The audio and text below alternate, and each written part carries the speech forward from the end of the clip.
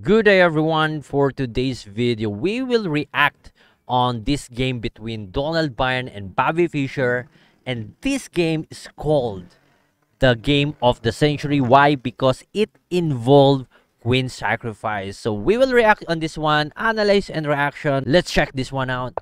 Knight f3 and c4. It's like an English opening with, of course, black decided to go Fenketo here, and white is now controlling the center. Bishop f4.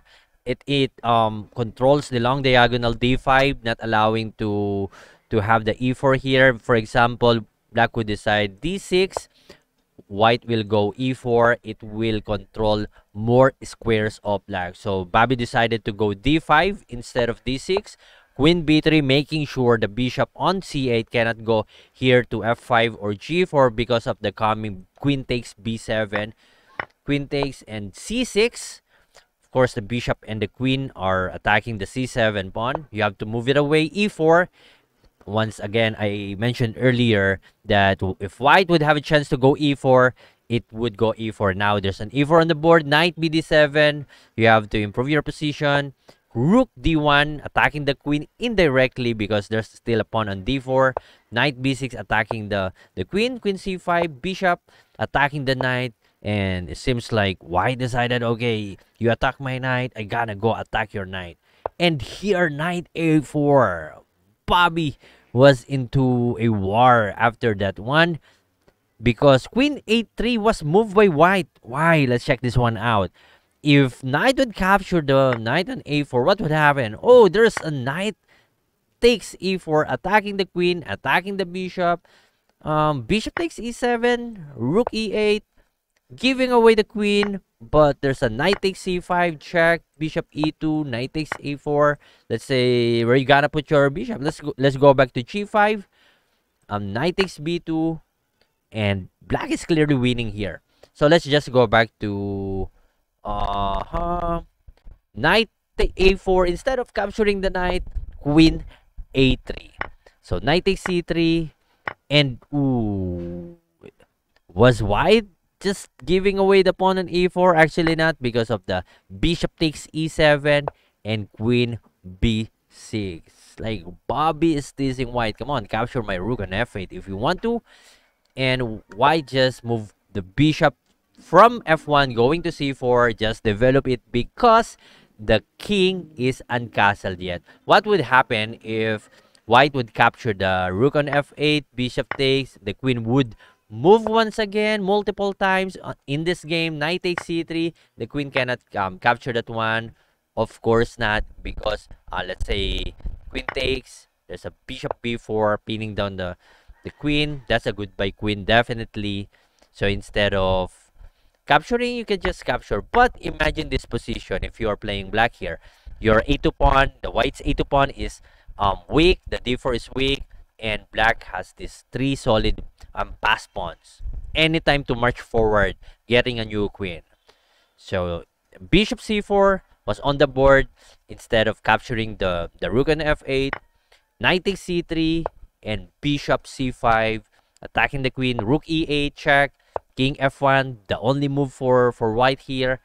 And here, Bobby just sacrificed the queen. It's like, seriously, bishop e6 and bishop takes queen. What would happen if bishop takes bishop on the board? There will be a mate on 6 move. Smothered mate. Queen b5, bishop c4, queen takes c4, king g1. This will be a famous checkmate, or called smothered mate. Queen f1. And that is the reason why Bobby Fischer is sacrificing the queen on b6. So bishop e6. And white just, okay, since you are giving away your queen, let's capture your queen. But bishop takes c4, king g1. Before we continue the move here, let's count. So technically in this position, the exchange of queen is for a bishop yet. But let's continue. What would happen on the next few moves here? Check, picking up the pawn, and knight c3, going back to the original position. King G1, capture. So 2 bishops for a queen and attack.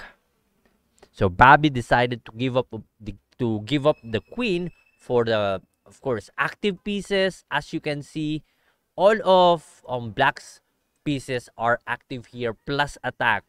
Imagine the awkward position of the rook on h1 and the king on g1. That is too awkward if you are playing white here. Queen b4 moving away from the attack of the rook, and queen is now attacking the, of course, the bishop at c4.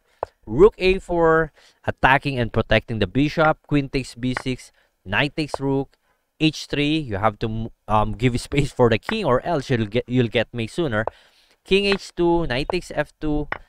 Any exchange will not benefit white here because, of course, material advantage, the black is winning, and in terms of mobility and activeness, it is obviously black's.